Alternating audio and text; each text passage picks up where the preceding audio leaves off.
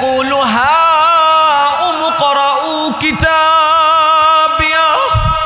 ওই বান্দাটা কিয়ামতের ময়দানে আমলনামাটা হাতের মধ্যে লইয়া খুশির কারণে দৌড়াইতে থাকবে আর অন্যকে ডাকতে থাকবে, একটু আসো না, আমার রব আমার আমলনামার মধ্যে কি লিখেছে একটু আমার রব আমার। অথচ কিয়ামতের ময়দানে প্রত্যেকটা মানুষ তার আমলনামা পড়তে পারবে, কিন্তু যার আমলনামাটা ডান হাতের মধ্যে আসবে সে আমলনামাটা পাইয়া খুশির কারণে নিজে না পড়ে আরেকজনকে ডাকতে থাকবে, আমার আমলনামাটা একটু পড়ো না, উমুকরাউ কিতাবিয়া। আগের জামানায় আমরা দেখেছি যখন চিঠি আদান প্রদান হইতো, সন্তান যখন চিঠি পাঠায়া বিদেশের বাড়ি থেকে চিঠি পাঠাইতো, অনেক মা এমন ছিল নিজে পড়তে পারত, তারপরেও সন্তানের চিঠিটা নিজে না পড়ে আরেকজনকে ডেকে বলতো, বাবা আমার সন্তান চিঠির মধ্যে আমি মায়ের জন্য কি লিখেছে তুমি একটু পড়ে শোনাও। ঠিক তদরূপভাবে হাসরের ময়দানে প্রত্যেকটা বান্দা নিজের আমলনামা পড়তে পারবে, কিন্তু যার আমলনামাটা ডান হাতের মধ্যে আসবে ওই বান্দা আমলনামাটা নিজে না পড়ে আরেকজনকে ডাকতে থাকবে। ইন্নী যানানতু আন্নী মুলাকিন হিসাবিয়া ফাহুয়া ফি ঈশাতির রাদিয়া ফি জান্নাতিন আলিয়া। মুসলমান, যারা আমলনামাটা ডান হাতের মধ্যে আসবে ওই বান্দার আমলনামার মধ্যে লেখা থাকবে, বান্দা আমি আল্লাহরে পাওয়ার জন্য দুনিয়ার জমিনে তুমি অনেক কষ্ট করেছো, যা যা যা আমি আল্লাহ বান্দা তোকে সিল মেরে দিলাম, মোহর মেরে দিলাম, তোর জন্য চিরসুখের জায়গা জান্নাতের উচ্চ মাকামের ব্যবস্থা আমি আল্লাহ করে দিলাম। ওয়া আম্মা মান উতিয়া কিতাবাহু বিশিমালি, শিমালুন মানে হলো বাম হাত, যারা আমলনামাটা বাজান বাম হাতের মধ্যে চলে আসবে সে বলতে থাকবে, ইয়া লাইতানি লাম উতা কিতাবিয়া। সে কপালের মধ্যে থাপ্পড় দিতে থাকবে আর বলতে থাকবে, আরে আমার আমলনামাটা যদি না দেওয়া হইতো কতই না ভালো হইতো, আমার আমলনামাটা যদি দেওয়া না হইতো তাহলে কতই না ভালো হইতো। ফায়াকুলু ইয়া লাইতানি লাম উতা কিতাবিয়া ইয়া লাইতাহা কানাতিল কাদিয়া মা আগনা আন্নি মালিয়া। যেই বান্দারা আমলনামাটা বাম হাতের মধ্যে চলে আসবে ওই বান্দাগুলো ওই দিন সন্তানকে ডাকতে থাকবে, রে সন্তান দুনিয়ার জমিনে তোমার জন্য আমি কত কষ্ট করেছি, আজকে আমি বিপদে পড়েছি, আমাকে একটু বাঁচাও। স্ত্রীকে ডাকতে থাকবে, আমি বিপদে পড়েছি, আমাকে বিপদ থেকে উদ্ধার করো। আল্লাহ রাব্বুল আলামিন বলেন, হালাকা আন্নি সুলতানিয়া। কিয়ামতের ময়দানে বান্দার কর্তৃত্ব আর নেতৃত্ব আর বাহাদুরি ক্ষমতা সব কিছু ধ্বংস হয়ে যাবে। আল্লাহ রাব্বুল আলামিনের পক্ষ থেকে এলান হয়ে যাবে, খুজু আমার এই বান্দাটারে ধর, ফাগুল্লু আমার এই বান্দাটারে জাহান্নামের শিকল দ্বারা বেরি পড়ায়া দাও, সুম্মাল জাহিমা সল্লু অথবা তাকে টেনে হেঁচড়ে নিয়ে জাহান্নামের মধ্যে নিক্ষেপ করো। মুসলমান ভাইরা রে আমার, আল্লাহ রাব্বুল আলামিন পবিত্র কোরআনের মধ্যে বলেন, বুজুহুন ইয়াওমাইযিম মুসফিরা দাহিকাতুম মুস্তাবশিরা। কিয়ামতের ময়দানে যারা নেককার হবে তাদের চেহারাটা হাস্যোজ্জ্বল হয়ে থাকবে, চেহারার দিকে তাকাইলে মনে হবে চেহারা থেকে যেন নূর চমকাইতেছে। ওয়াজুহুন ইয়াওমাইযিন আলাইহা গবারা আল্লাহ রাব্বুল আলামিন বলেন কিয়ামতের ময়দানে কিছু মানুষের চেহারাটা একেবারে মলিন হয়ে যাবে, একেবারে চেহারাটা মলিন হয়ে থাকবে। তারহাকুহা কতারো, আল্লাহ রাব্বুল আলামিন বলেন তাদের চেহারার দিকে তাকাইলে মনে হইবে কেমন যেন তাদের চেহারার মধ্যে আলকাতরা মেখে দেওয়া হয়েছে। মুসলমান ভাইরা আমার, কথাগুলো দিলের কান দ্বারা বুঝবেন। একজন মুমিন বান্দা যখন গুনাহ করে তখন তার বিরুদ্ধে কিয়ামতের ময়দানে এই গুনাহের 8টা সাক্ষী দাঁড় করাইবে। আমাদের গুনাহের 8টা সাক্ষী কিয়ামতের ময়দানে দাঁড়াইবে। 1 নাম্বার হলো এই জমিন। আল্লাহ পাক বলেন ইয়াউমা ইযিন তুহাদ্দিসু আখবারহা বিআন্না রাব্বাকা আওহা লাহা। কিয়ামতের ময়দানে জমিনগুলো আল্লাহকে ডাক দিয়ে বলবে মালিক, তোমার এই বান্দাটা আমি জমিনের এই জায়গায় বসে এই জায়গায় দাঁড়ায়া দাঁড়ায়া এই গুনাহ করেছিল। 2 নাম্বার আমাদের হাত, 3 নাম্বার হলো আমাদের পা আমাদের বিরুদ্ধে আল্লাহর কাছে সাক্ষী দিবে। আল্লাহ রাব্বুল আলামিন পবিত্র কোরআনের মধ্যে বলেন আল-ইয়াউমা নাখতিমু আলা আফওয়াহিহিম ওয়া তুকাল্লিমুনা আইদিহিম ওয়া তাশহাদু আরজুলুহুম বিমা কানু ইয়াকসিবুন। কিয়ামতের ময়দানে গুনাহগাররা যখন তাদের গুনাহের লিস্টিটা তাদের সামনে পাইবে, এতগুলো গুনাহ দেখে বান্দাটা ভয় পেয়ে যাবে। আল্লাহ রাব্বুল আলামিনের সাথে তর্কে লিপ্ত হয়ে যাবে।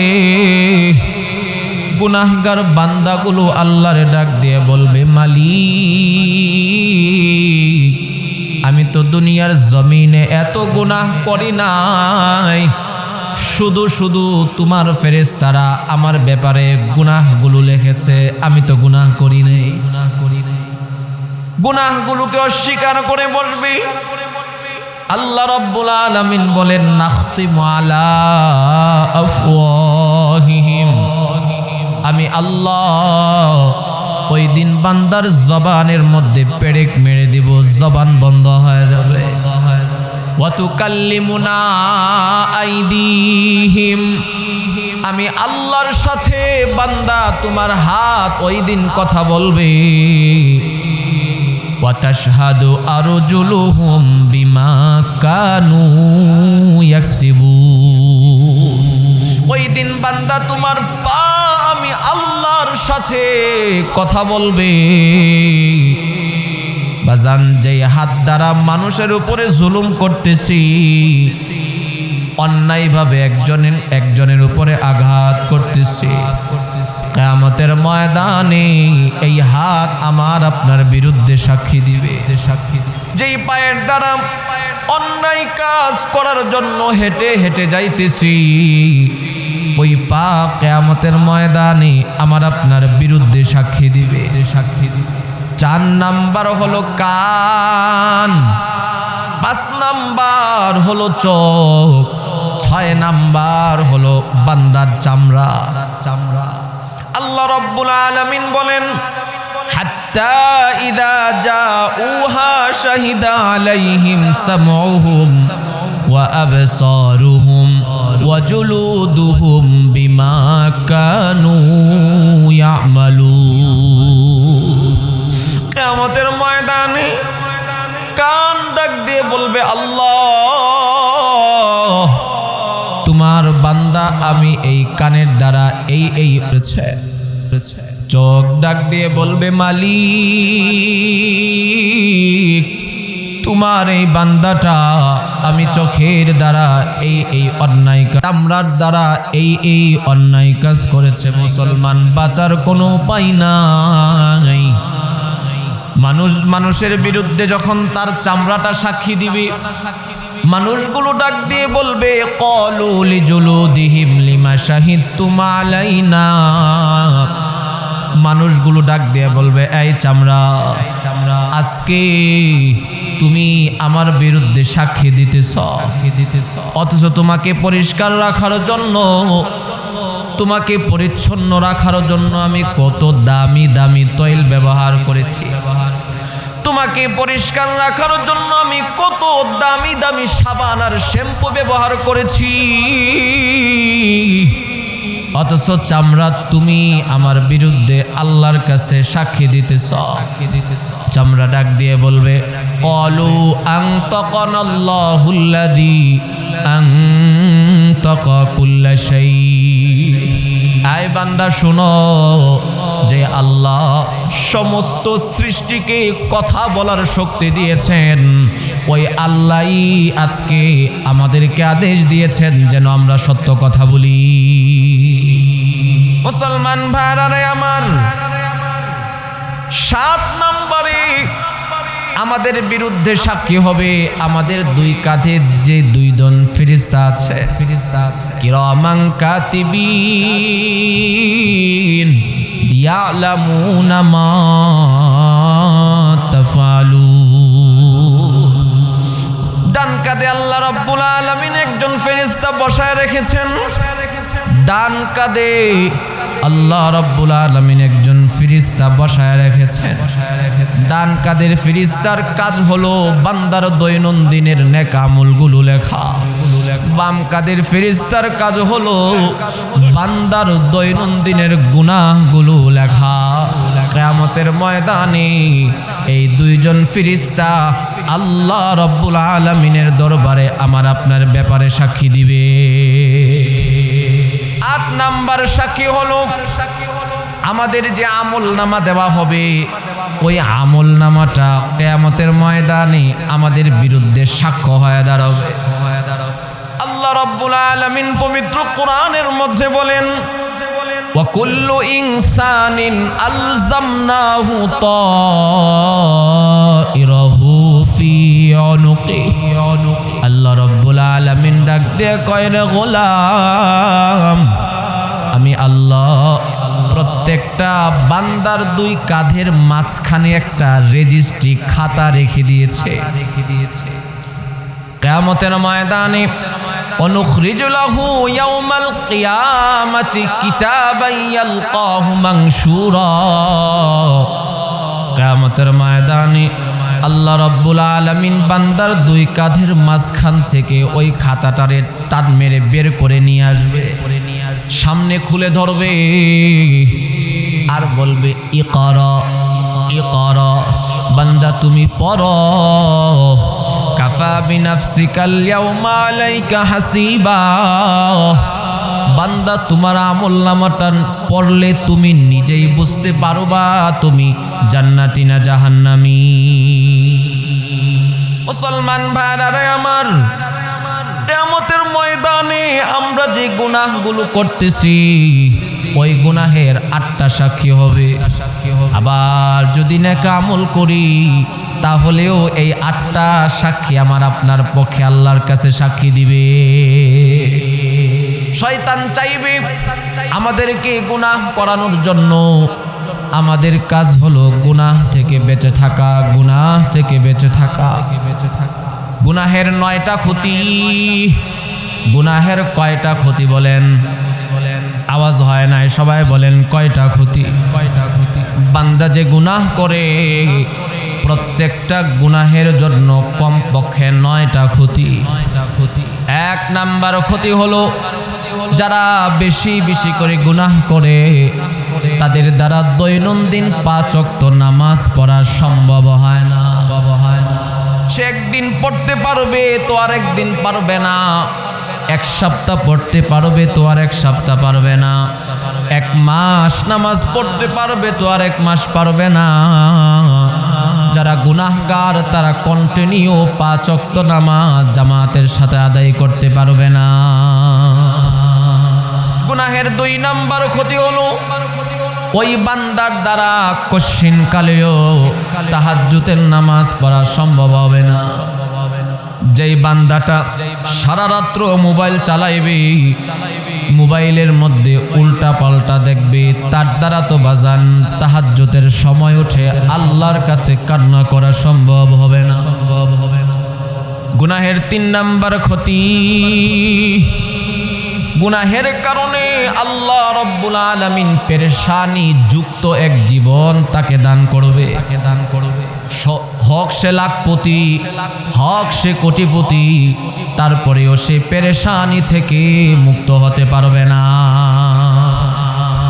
মুসলমান ভাইরা আমার, আল্লাহ রাব্বুল আলামিন পবিত্র কোরআনের মধ্যে বলেন, ওয়ামান আ'রাদা আন যিকরি ফাইন্না লাহু মাঈশাতান দঙ্কা। আমার যে বান্দাগুলো দুনিয়ার জমিনে অন্যায় কাজ করবে, নাফরমানির কাজ করবে, আমি আল্লাহ তাদেরকে এক সংকীর্ণময় জীবন দান করব। পেরেশানি যুক্ত এক জীবন আমি আল্লাহ তাদেরকে দান করব। 4 নাম্বার ক্ষতি, ওয়ানাহশুরুহু ইয়াউমাল কিয়ামাতি আমা। গুনাহগারদেরকে আল্লাহ রাব্বুল আলামিন অন্ধ বানায়া কিয়ামতের ময়দানে উঠাবে। গুনাহগারগুলো ডাক দিয়ে বলবে, আল্লাহ ক্বালা রাব্বি লিমা হাশারতানি আ'মা ওয়া ক্বাদ কুনতু বাসীরা। ওগো মালিক, দুনিয়ার জমিনে আমি তো চোখে দেখতাম, আজকে তুমি আমারে অন্ধ করে কেন কিয়ামতের ময়দানে দাঁড় করাইলে? আল্লাহ পাক বলবেন, ক্বালা কাযালিকা আতাতকা আয়াতুনা ফানাসিতাহা ওয়া কাযালিকাল ইয়াউমা তুনসা।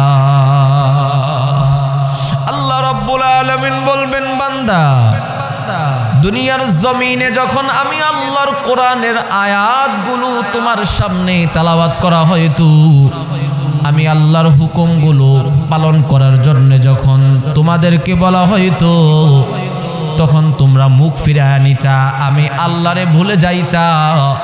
এই কারণে আমি আল্লাহ কিয়ামতের ময়দানে বান্দা তোরে ভুলে গেলাম।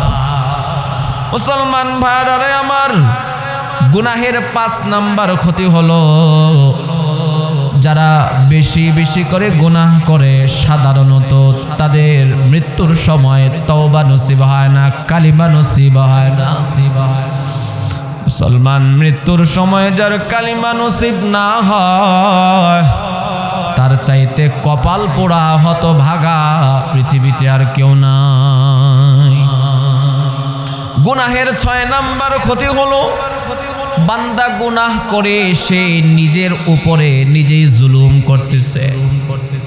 মুসলমান ভাইরা আমার, এই শরীর এটা আল্লাহ রাব্বুল আলামিনের পক্ষ থেকে আমাদের কাছে আমানত। আমাদের দায়িত্ব হলো এই শরীরের মাধ্যমে আল্লাহ রাব্বুল আলামিনের ইবাদত বন্দেগী করে তার সন্তুষ্টি অর্জন করা, দুনিয়াতে থাকা অবস্থায় জান্নাত কামাই করা। কিন্তু বান্দা যখন গুনাহ করতে থাকে, আর এই গুনাহের কারণে যখন বান্দার উপরে আযাব, গজব, মুসিবত আসতে থাকে, তখন তো এই মুসিবতগুলো তার শরীরকেই ভোগ করতে হয়। 7 নাম্বার ক্ষতি হলো, গুনাহের কারণে, এই গুনাহের দ্বারা বান্দা সে তার ফ্যামিলির সাথে গাদ্দারি করতেছে, ফ্যামিলিদেরকেও কষ্ট দিতেছে। মুসলমান, উদাহরণস্বরূপ মনে করুন আপনার যে বাড়ি এটা রাস্তার পাশে, আপনি আপনার বাড়ির কর্নারের মধ্যে একটা লাইট লাগাইলেন। এখন ওই লাইটের আলো দ্বারা কি শুধু আপনি উপকৃত হবেন, নাকি যারা রাস্তা দিয়ে যায় প্রত্যেকটা মানুষ উপকৃত হবে? রাস্তা দিয়ে যারা যাইবে প্রত্যেকটা মানুষ আপনার লাইটের আলোর দ্বারা উপকৃত হবে। ঠিক তদরূপ ভাবে মুসলমান, নেক আমল এটা হলো একটা আলো। বান্দা যখন নেক আমল করতে থাকে তখন আল্লাহ রাব্বুল আলামিনের রহমত আর বরকত বান্দার উপরে বর্ষিত হইতে থাকে। ওই রহমত আর বরকতের দ্বারা বান্দা নিজেও উপকৃত হয় এবং বান্দার ফ্যামিলির মানুষ যারা আছে তারাও উপকৃত হয়। গুনাহ এটা হলো অন্ধকার। বান্দা যখন গুনাহ করতে থাকে আল্লাহ রাব্বুল আলামিনের আযাব, গজব, বিপদ, মুসিবত একের পর এক বান্দার উপরে আসতে থাকে, একের পর এক বান্দার উপরে আসতে থাকে। ওই আযাব আর গজবের দ্বারা বান্দার নিজেও ক্ষতিগ্রস্ত হয় এবং তার ফ্যামিলির মানুষ যারা আছে তারাও ক্ষতিগ্রস্ত হয়। এই জন্য গুনাহের 8 নাম্বার শাস্তি হলো বান্দা গুনাহের মাধ্যমে তার ফ্যামিলির মানুষের সাথেও গাদ্দারি করতেছে। গুনাহের 9 নাম্বার ক্ষতি হলো যারা নিয়মিত গুনাহ করে তাদের দ্বারা আল্লাহ রাব্বুল আলামিনের আনুগত্য করা সম্ভব হয় না। নামাজ পড়তে মনে চাইবে কিন্তু নামাজ পড়তে পারবে না। যাকাত দিতে মনে চাইবে কিন্তু যাকাত দিতে পারবে না। বিভিন্ন ইবাদত বন্দেগী করতে মনে চাইবে কিন্তু আল্লাহ রাব্বুল আলামিন তার আনুগত্য করার তৌফিক গুনাহগার বান্দাদেরকে দেয় না। মুসলমান, অথচ এই আনুগত্যের মাধ্যমেই তো আমরা সিরাতে মুস্তাকিমের পথ পাবো। আল্লাহ রাব্বুল আলামিন বলেন ওয়া ইন তুতিউহু তাহতাদু। বান্দা তোমরা আমি আল্লাহর আনুগত্য করো তাহলেই হেদায়েতের পথ পেয়ে যাইবা। প্রত্যেক নামাজের মধ্যে আমরা পড়ি ইহদিনাস সিরাতাল মুস্তাকিম। আল্লাহ তুমি আমাদেরকে সিরাতে মুস্তাকিমের পথ দেখাও, সিরাতে মুস্তাকিমের পথ দেখাও। অথচ যেই বান্দাগুলো গুনাহ করবে তারা সিরাতে মুস্তাকিমের পথে চলতে পারবে না। গুনাহের আরেকটা ক্ষতি হলো যারা নিয়মিত গুনাহ করবে ওই মানুষগুলো তারা দিন থেকে আল্লাহ পাক তাদেরকে দূরে সরায়া দিবে। দ্বীনি জ্ঞান থেকে আল্লাহ পাক তাদেরকে দূরে সরায়া দিবেন। দ্বীনি আলোচনা তার কাছে ভালো লাগবে না। কোরআনের আলোচনা, হাদিসের আলোচনা তার কাছে ভালো লাগবে না। মুসলমান যাকে দিন থেকে দূরে সরায়া দেওয়া হয় তার মতো কপাল পোড়া পৃথিবীতে আর কেউ আছে? এই জন্য বাজান গুনাহের 9টা ক্ষতি হাদিসের মধ্যে আসছে। এই ক্ষতিগ্রস্তর মধ্যে কি আমরা পড়তে চাই? এই জন্য অবশ্যই আমাদেরকে গুনাহ থেকে বেঁচে থাকতে হবে। হাদিসের মধ্যে আসছে একজন ঈমানদার তার যখন মৃত্যুর সময় চলে আসে তার জানটা কিভাবে কবজ করা হয়, আর একজন বেঈমান তার যখন মৃত্যুর সময় চলে আসে তার জানটা ফেরেশতারা কিভাবে কবজ করে। তিরমিজি শরীফের মধ্যে হাদিস আসছে, সাহাবী বলেন আল্লাহর রাসূল সাল্লাল্লাহু আলাইহি ওয়াসাল্লাম যখন মদিনার একজন আনসারী সাহাবের ইন্তেকাল হলো। আল্লাহর রাসূল কবরের কাছে চলে গেলেন। ওই আনসারী সাহাবীকে এখনো কবরের মধ্যে দাফন করা হয় নাই। আল্লাহর রাসূল কবরের পাশে গিয়ে বসে পড়লেন। সাহাবায়ে কেরামরা বলেন ওয়াজালাসনা মাহু, আমরাও রাসূলের চতুর্পাশে গোলাকার হয়ে বসে পড়লাম। কান্নামা রুউসিনাত তায়র, কেমন যেন আমাদের প্রত্যেকের মাথার উপরে পাখি বসে আছে। এতটুক মনোযোগের সাথে গুরুত্বের সাথে রাসূলের চতুর্পাশে চুপ করে আমরা বসে রইলাম। আল্লাহর রাসূল একটা লাঠি দিয়ে জমিনের মধ্যে দাগ দিতেছিলেন। কিছুক্ষণ পরে আল্লাহর রাসূল বললেন ইস্তাইনু বিল আযাবিল কবর, ইস্তাইনু বিল আযাবিল কবর সালাসা মাররাত। আল্লাহর রাসূল বললেন আয় আমার সাহাবীরা শুনো, তোমরা তোমরা জাহান্নামের আযাব থেকে, কবরের আযাব থেকে আল্লাহর কাছে আশ্রয় চাও।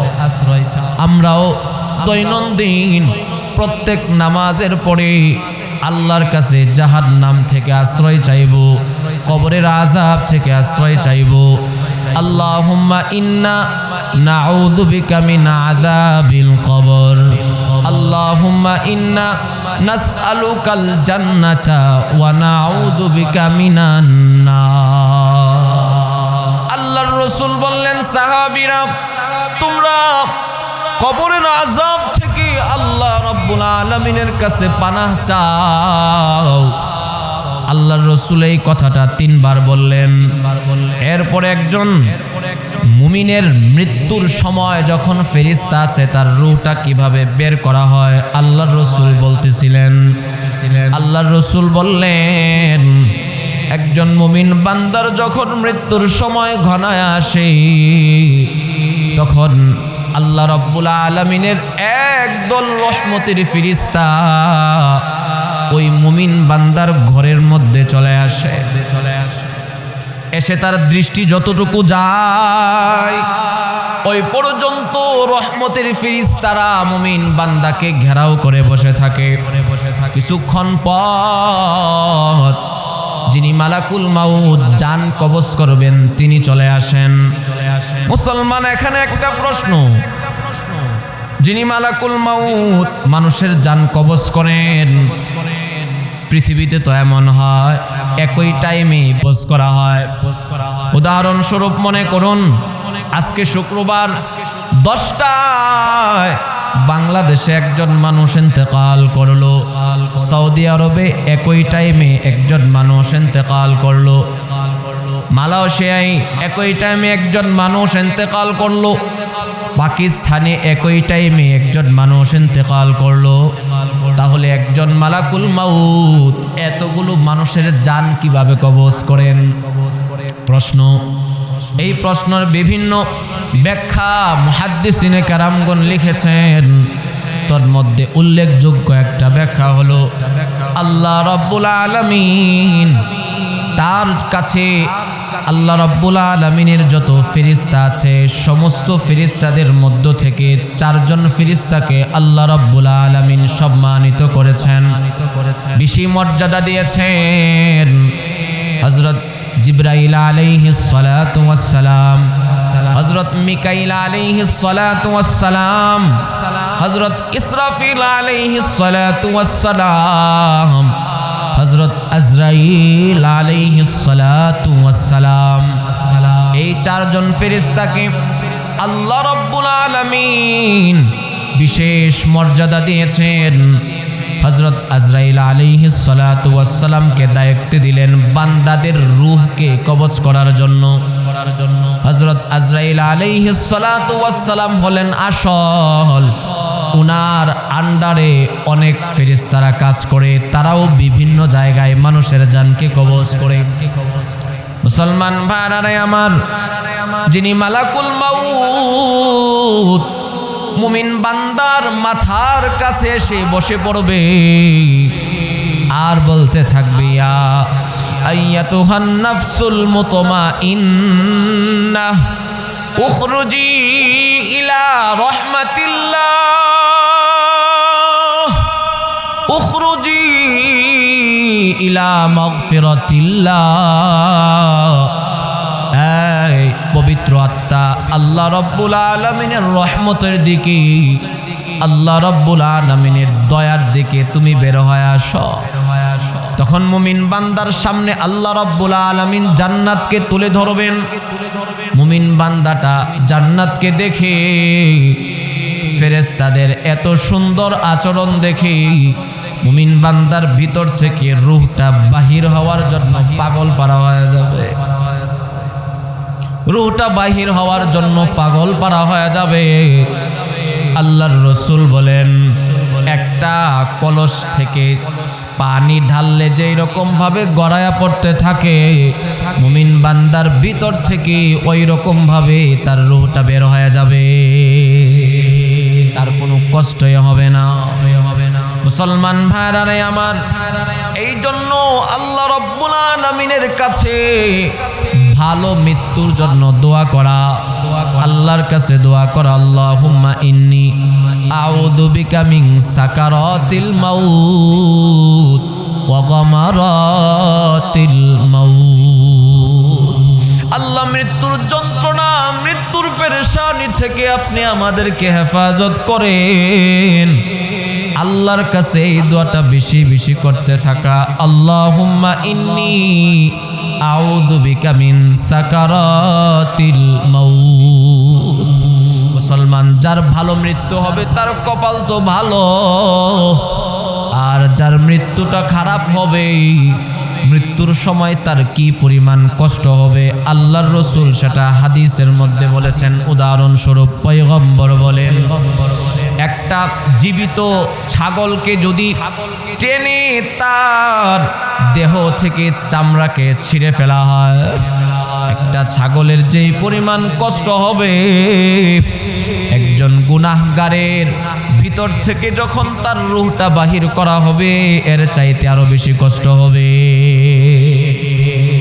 মুসলমান ভাইরা আমার, মুমিন বান্দার ভিতর থেকে যখন রূহটা বাহির হয়ে আসবে, আল্লাহ রাব্বুল আলামিনের রহমতের ফেরেশতারা মুমিন বান্দার রূহটাকে জান্নাতে একটা কাপড় দিয়ে সুন্দরভাবে পেঁচায়া প্রথম আকাশের মধ্যে নিয়ে যাবে। প্রথম আকাশের ফেরেশতারা বলবে, এই পবিত্র আত্মাটা কার? বলা হবে অমুকের ছেলে অমুক। তখন মুমিন বান্দার আত্মার জন্য প্রথম আকাশের দরওয়াজাকে খুলে দেওয়া হবে। এইরকম ভাবে ফেরেশতারা স্বাগতম জানাইতে জানাইতে প্রথম আসমান, দ্বিতীয় আসমান, তৃতীয় আসমান করতে করতে সপ্তম আসমানে মুমিন বান্দার রূহটা নিয়ে চলে যাবে। আল্লাহ রাব্বুল আলামিন সপ্তম আসমানে যাওয়ার পরে ফেরেশতাদেরকে বলবে, আমার এই মুমিন বান্দার রূহটাকে আমার এই বান্দার মুমিন বান্দার রূহটাকে ইল্লিয়িনের মধ্যে নিয়ে রেখে দাও। ইল্লিয়িন হলো এমন একটা জায়গা যেখানে সমস্ত জান্নাতীদের রূহগুলোকে রাখা হয়। মুমিন বান্দার আত্মাটা ইল্লিয়িনের মধ্যে অবস্থান করতে থাকবে। ওইদিকে তার আত্মীয় স্বজন যারা আছে, পাড়া প্রতিবেশী যারা আছে, মুমিন বান্দার লাশটাকে গোসল করায়া, কাফন করায়া যখন কবরের মধ্যে নিয়ে দাফন করে চলে আসবে, তখন আবার মুমিন বান্দার ভিতরে তার রূহটাকে দিয়ে দেওয়া হবে। ওই বান্দাটা কবরের মধ্যে উঠে বসবে। ফায়াতিয়ানি মালাকান, মুমিন বান্দার কাছে দুইজন ফেরেশতা আসবে, এসে তিনটা প্রশ্ন করবে, মার রব্বুকা, বান্দা বলো তো দেখি তোমার রব কে? ওই মুমিন বান্দা বলবে, রব্বি আল্লাহ, আমার রব হলেন আল্লাহ। যখন ফেরেশতারা প্রশ্ন করবে, মার রব্বুকা, বলো তো দেখি বান্দা তোমার রব কে? রব্বি আল্লাহ, এই কথাটা ওই মানুষগুলাই বলতে পারবে যারা দুনিয়ার জীবনে রবের চাহিদা মোতাবেক নিজের জীবনকে পরিচালিত করেছে। ব্যক্তি জীবনে রবের হুকুম বাস্তবায়ন করার জন্য চেষ্টা করেছে, পারিবারিক জীবনে রবের হুকুম বাস্তবায়ন করার জন্য চেষ্টা করেছে, সামাজিক জীবনে, ব্যবসা বাণিজ্যের ক্ষেত্রে, সর্বক্ষেত্রে যেই বান্দাটা তার রবের হুকুম বাস্তবায়ন করার জন্য চেষ্টা করেছে, ওই বান্দাগুলো মৃত্যুর সময়ও রবকে ভুলবে না, কবরের মধ্যে গিয়েও রবকে ভুলবে না। বান্দাকে যখন বলা হবে, মার রব্বুকা, বলো তো দেখি তোমার রব কে? মুমিন বান্দা বলবে, রব্বি আল্লাহ, আমার রব হলেন আল্লাহ। দুই নম্বরে প্রশ্ন করা হবে, ওয়ামা দীনুক, বান্দা তোমার ধর্ম দুনিয়ার মধ্যে কি ছিল? মুসলমান যেই মানুষগুলো দুনিয়ার জমিনে ইসলাম মোতাবেক চলার জন্য চেষ্টা করেছে, ওই মানুষগুলোকে প্রশ্ন করার সাথে সাথে তারা উত্তর দিবেন দিনিয়াল ইসলাম, আমার ধর্ম হলো ইসলাম। 3 নম্বরে প্রশ্ন করা হবে আল্লাহর রসুলের চেহারাটাকে ফেরেশতারা দেখায়া বলবেন মান হাদার রাজুল আল্লাযী বুইসা ফীকুম। এই বান্দা, এই যে দেখো তোমার সামনে একটা চেহারা ধরে দিলাম, উনিকে যাকে তোমাদের কাছে প্রেরণ করা হয়েছিল।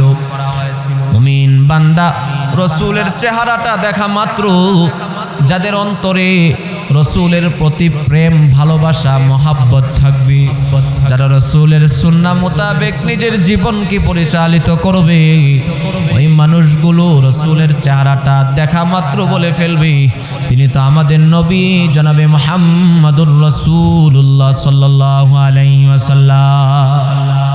এই 3টা প্রশ্নের উত্তর যখন মুমিন বান্দা সঠিকভাবে দিয়ে দিবে, 4 নম্বরে মুমিন বান্দাকে প্রশ্ন করা হবে বান্দা বলো তো দেখি এই 3টা প্রশ্নের উত্তর যে তুমি দিলা, এই 3টা প্রশ্নের উত্তর তুমি কোত্থেকে শিখেছো?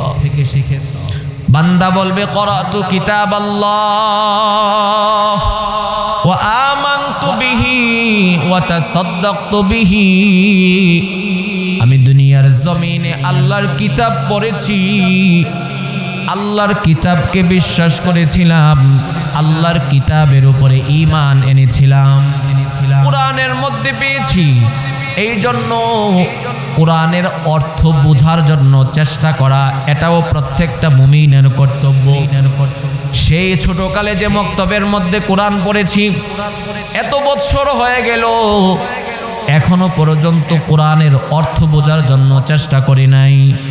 মুসলমান মনে রাখবেন, কোরআন তেলাওয়াত করা যেমন কোরআনের হক, কোরআনের অর্থ বোঝা এটাও কোরআনের হক।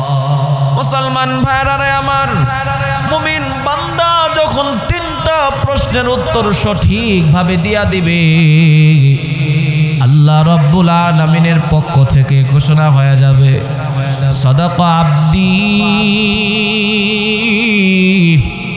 আমার এই বান্দাটা সত্য কথা বলেছে। আফরিশু লাহু মিনাল জান্নাহ ওয়া আফতাহু লাহু বাবান ইলাল জান্নাহ ওয়া আলবিসু লাহু মিনাল জান্নাহ। আল্লাহ রাব্বুল আলামিন বলবেন, এই রহমতের ফেরেশতারা, আমার মুমিন বান্দা কবরের মধ্যে পাতলা একটা পোশাক পরে আছে, আমার মুমিন বান্দার কষ্ট হইতেছে।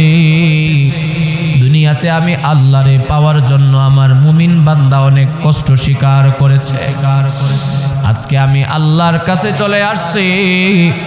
ফেরেশতারা, আমার মুমিন বান্দার যেন কোনো কষ্ট না হয়, এই জন্য মুমিন বান্দার কবরের মধ্যে জান্নাতি বিছানাটা বিছা দাও। মুমিন বান্দার শরীরের মধ্যে জান্নাতি পোশাকটা পরায়া দাও। আমার মুমিন বান্দার কবর থেকে একটা সুড়ঙ্গ জান্নাতের দিকে খুলে দাও। কিয়ামত পর্যন্ত আমার মুমিন বান্দার কবরের মধ্যে জান্নাতের নাজ নিয়ামত আসতে থাকবে। এই জন্য বাবা আল্লাহর রাসূল বলেন, তুহফাতুল মুমিনি আল মাউত, যারা মুমিন এদের জন্য মৃত্যুটা হলো হাদিয়া। কারণ এই মুমিন বান্দা মৃত্যুর মাধ্যমে তার রবের সাথে সাক্ষাৎ করবে। মুমিন বান্দা সেই তার মৃত্যুর মাধ্যমে তার প্রথম ভালোবাসার প্রভুর সাথে মুমিন বান্দার মুলাকাত হবে। মুসলমান ভাইরা আমার, এরপরে আল্লাহর রাসূল একজন গুনাহগার তার কবরের হালতটা কেমন হবে, গুনাহগারের মৃত্যুর সময় যখন চলে আসে, বেঈমান নাফরমানের মৃত্যুর সময় যখন চলে আসে, তখন তার মৃত্যুর হালতটা কেমন হবে আল্লাহর রাসূল সেটাও বর্ণনা করেছে।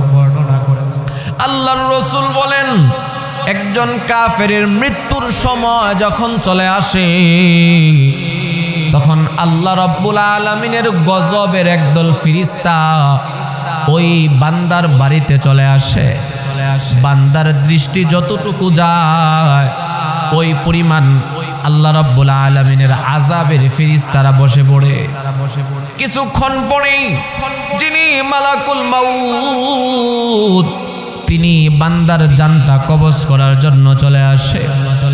মালাকুল মাউত বান্দার মাথার কাছে বসে রাগান্বিত হয়ে ডাকতে থাকে, ইয়া আইয়াতুহান নাফসুল খাবিস উখরুজি ইলা গাদাবিল্লাহ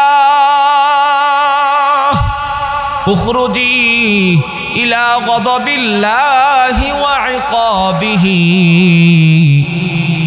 এই অপবিত্র আত্মা, এই নাফরমান আত্মা, আল্লাহ রাব্বুল আলামিনের আযাবের দিকে, আল্লাহ রাব্বুল আলামিনের গজবের দিকে তুই বের হয় আয়।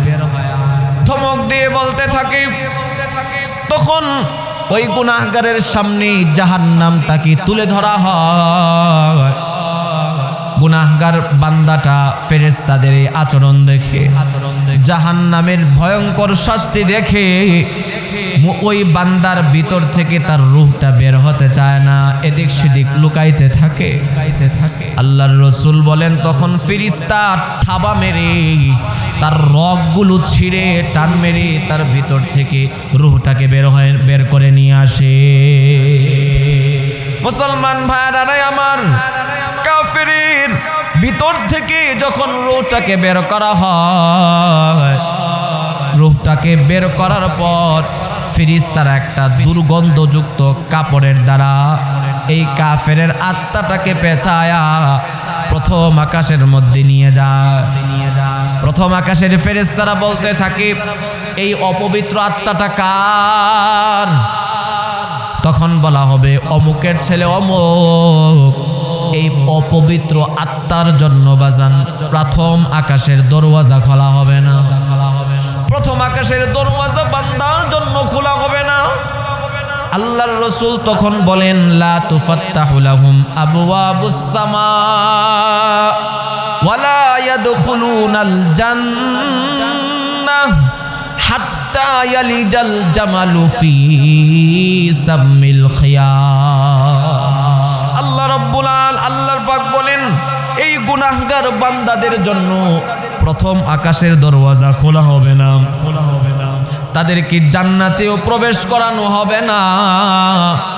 জান্নাতে যে প্রবেশ করবে না, এটার উদাহরণ দিতে গিয়ে আল্লাহ পাক বলেন, সুয়ের যে ছিদ্র থাকে, সুয়ের ছিদ্র ছোট না বড়? আল্লাহ পাক বলেন, বিশাল বড় একটা উট যেমন ভাবে সুয়ের ছিদ্র দ্বারা প্রবেশ করা সম্ভব না, ঠিক তদরূপ ভাবে একজন কাফের বেঈমান মুশরিক নাস্তিক মুরতাদ তাদেরও জান্নাতে যাওয়া সম্ভব না। মুসলমান ভাইরা আমার, তখন ওই কাফেরের আত্মাটাকে নিজের দিকে নিক্ষেপ করা হয়। কাফেরের আত্মাটা একেবারে গিয়ে সিজ্জিনের মধ্যে প্রবেশ করে সিজদে উঠে বসবে। ফায়াতিয়ানি মালাকান তাবে মার রব্বুকা ওয়া মা দীনুকা ওয়া মান নাবিয়ুকা। সে তিনটা প্রশ্নের উত্তরে বলবে, হা লা আদরি, হায় আফসোস আমি তো কিছুই জানি না। লা আদরি, হায় আফসোস আমি তো কিছুই জানি না। আল্লাহ রাব্বুল আলামিন অত্যন্ত রাগান্বিত হয়ে যাবেন। আল্লাহ রাব্বুল আলামিন আকাশ থেকে ঘোষণা করবে, আমার এই বান্দাটা বড় নিকৃষ্ট একটা বান্দা ছিল দুনিয়ার জমিনে।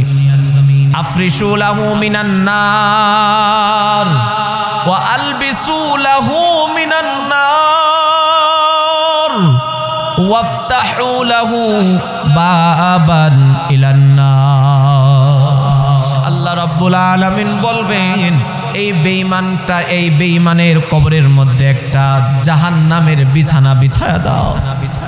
এই বেঈমানের শরীরের মধ্যে জাহান্নামের আযাবের পোশাকটা পরায়া দাও। এই বেঈমানের কবর থেকে একটা সুড়ঙ্গ জাহান্নামের দিকে খুলে দাও। জাহান্নামের শাস্তি, কঠিন আযাব একের পর এক ওই বেঈমানের কবরের মধ্যে আসতে থাকবে। মুসলমান ভাইরা আমার, এই জন্য যদি মুমিন হতে চায়, ঈমান নিয়ে কবরে যেতে চায়, তাহলে অবশ্যই আমাদেরকে সর্বপ্রকার গুনাহ থেকে বেঁচে থাকতে হবে। সর্বপ্রকার গুনাহ থেকে বেঁচে থাকতে হবে। একজন গুনাহগার গোলাম কিয়ামতের ময়দানে তার কেমন অবস্থা হবে?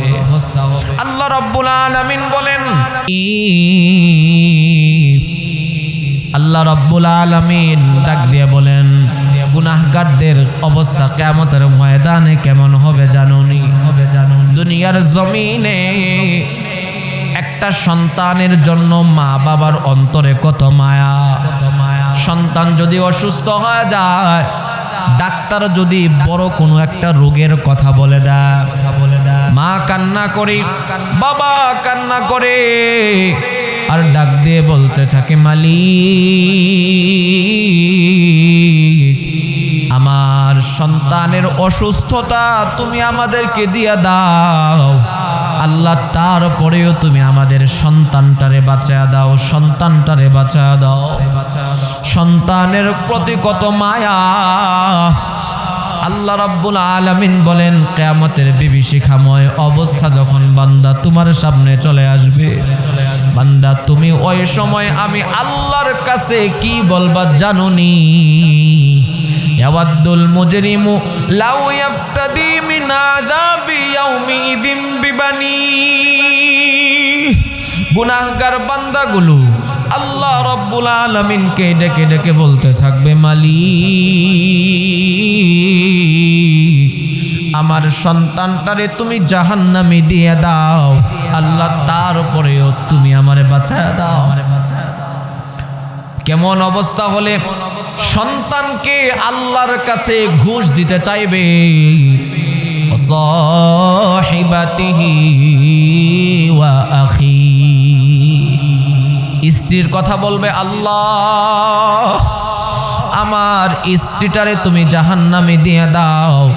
আল্লাহ, তারপরেও তুমি আমারে বাঁচায়া দাও।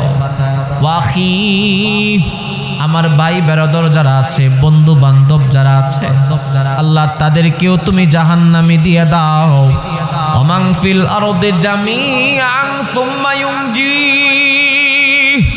কিয়ামতের বিভীষিকাময় অবস্থা যখন বান্দা দেখবে, বান্দা ডাক দিয়ে বলবে, আল্লাহ, পৃথিবীর মধ্যে যত মানুষ আছে সবকে তুমি জাহান্নামে দিয়ে দাও। সুম্মা ইউনজি, আল্লাহ, তারপরেও তুমি আমারে বাঁচায়া দাও, তুমি আমারে বাঁচায়া দাও। আল্লাহ রাব্বুল আলামিন বলবেন, কাল্লা, এটা কখনোই সম্ভব না। লা তাজিরু ওয়াজিরাতু বিজরা উখরা। বান্দা, প্রত্যেকের কৃতকর্মের ফল বান্দা তোমার নিজেকেই ভোগ করা লাগবে।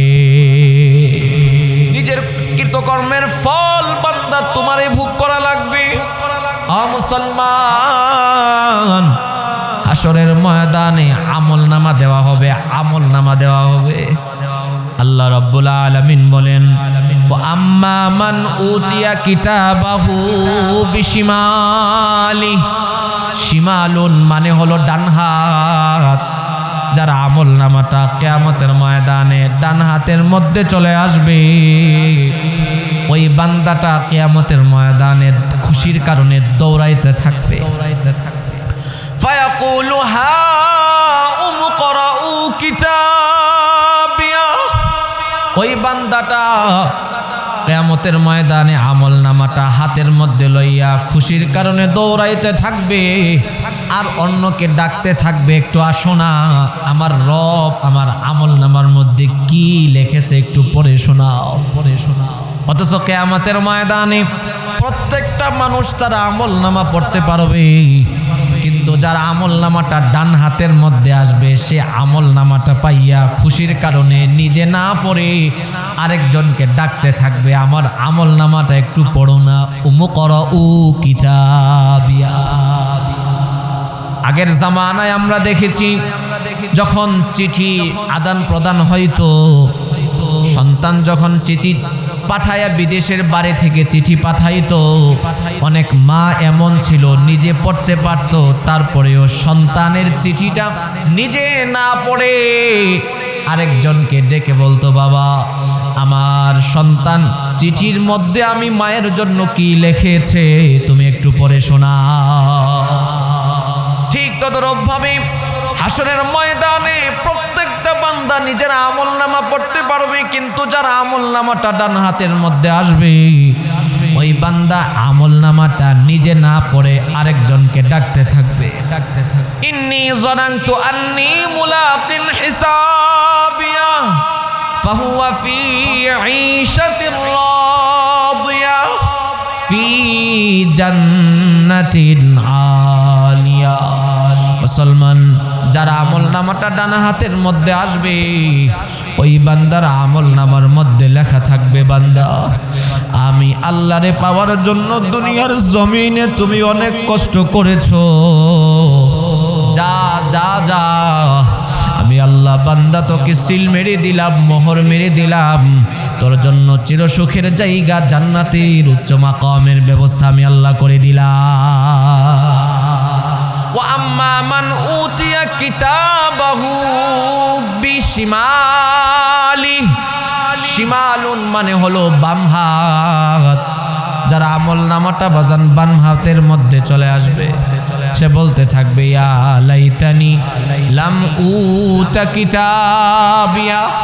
সে কপালের মধ্যে থাপ্পড় দিতে থাকবে আর বলতে থাকবে, আহারে আমার আমলনামাটা যদি না দেওয়া হইতো কতই না ভালো হইতো, আমার আমলনামাটা যদি দেওয়া না হইতো তাহলে কতই না ভালো হইতো।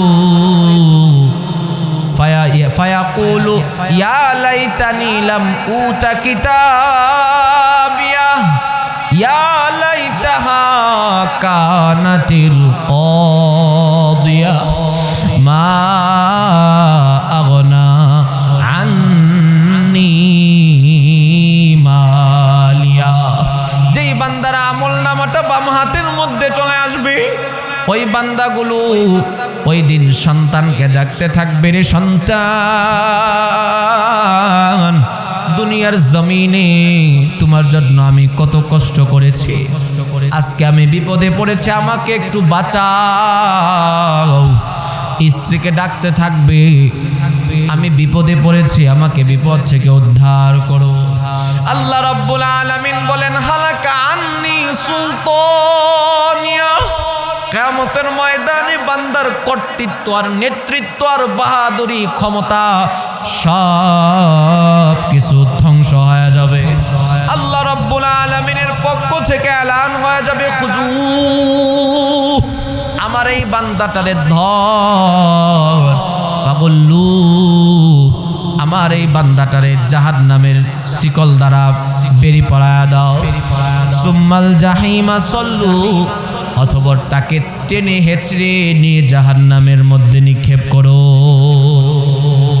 মুসলমান ভাইরা রে আমার, আল্লাহ রাব্বুল আলামিন পবিত্র কোরআনের মধ্যে বলেন, বুজুহু ইয়াওমা ইযিম মুসফিরা দাহিকাতুম মুস্তাবশিরা। কিয়ামতের ময়দানে যারা নেককার হবে তাদের চেহারাটা হাস্যোজ্জ্বল হয়ে থাকবে, চেহারার দিকে তাকাইলে মনে হবে চেহারা থেকে যেন নূর চমকাইতেছে। ওয়াজুহু ইয়াওমাইযিন আলাইহা গবারা। আল্লাহ রাব্বুল আলামিন বলেন, কিয়ামতের ময়দানে কিছু মানুষের চেহারাটা একেবারে মলিন হয়ে যাবে, একেবারে চেহারাটা মলিন হয়ে থাকবে। তারহাকুহা কতারা। আল্লাহ রাব্বুল আলামিন বলেন, তাদের চেহারার দিকে তাকাইলে মনে হইবে কেমন যেন তাদের চেহারার মধ্যে আলকাতরা মেখে দেওয়া হয়েছে। ও মুসলমান, যাদের এত কঠিন শাস্তি কিয়ামতের ময়দানে হবে, আল্লাহ পাক বলেন, উলাইকা হুমুল কাফারাতুল ফাজারা। এরা হলো গুনাহগার, বেঈমান আর মুশরিকদের অবস্থা কিয়ামতের ময়দানে বড় ভয়াবহ হবে। মুসলমান ভাইরা আমার, আমাদেরকে এমন এক কবরের মধ্যে যেতে হবে যে কবরের মধ্যে নাই কোনো সাথী, যেই কবরের মধ্যে নাই কোনো বাতি, যেই কবরের মধ্যে নাই কোনো দরজা জ্বালানা, ওই কবরের মধ্যে আমাকে আপনাকে একাই যাওয়া লাগবে। এত দূরের পথ আমাকে আপনাকে একাই পাড়ি দিতে হবে। আমাদের পাথেও একমাত্র থাকবে নেক আমল, আর কিছুই সাথে থাকবে না। এই জন্য বাজান গুনাহ থেকে বেঁচে থাকা। হযরত আশরাফ আলী থানভী রাহমাতুল্লাহি আলাইহি তিনি লেখেন, গুনাহ থেকে বাঁচার জন্য সবচাইতে বড় যেই বিষয় সেটা হলো হিম্মত। অন্তরের মধ্যে হিম্মত রাখা লাগবে, আমি গুনাহ থেকে বেঁচে থাকবো, তখনই তার দ্বারা গুনাহ থেকে বাঁচা সম্ভব। অন্তরের মধ্যে আগে হিম্মত করতে হবে, জজবা রাখা লাগবে, আমি গুনাহ থেকে বেঁচে থাকবো। 2 নাম্বার হলো আসবাবে গুনাহ, গুনাহের যে উপকরণগুলো আছে ওই উপকরণগুলো থেকে নিজেকে বাঁচায় রাখা। যেমন নেটের মাধ্যমে গুনাহ হয়, আমাদের যতটুকু প্রয়োজন ততটুকু নেট ব্যবহার করব, এরপরে বাকি সময় নেট থেকে বের হয়ে আসব। মোবাইলের মাধ্যমে গুনাহ হয়, আমাদের দায়িত্ব মোবাইলের ক্ষেত্রে সব সময় সতর্ক থাকা, এই মোবাইলের দ্বারা যেন আমার কোনো গুনাহ না হয়। তথ্য প্রযুক্তির অপব্যবহার, তথ্য প্রযুক্তির দরকার আছে, কিন্তু এই তথ্য প্রযুক্তির অপব্যবহার করা যাবে না। বর্তমানে যুবক ছেলেরা মোবাইলের প্রতি এতটা আসক্ত, কেমন যেন মোবাইল ছাড়া চলেই না। যতক্ষণ মোবাইল চার্জ দেয় তো দিলই, যতক্ষণ ঘুমায় থাকে ততক্ষণ তো ঘুমায় থাকলো, এরপরে বাকি 10টা মিনিটও মোবাইল ছাড়া থাকতে পারে না।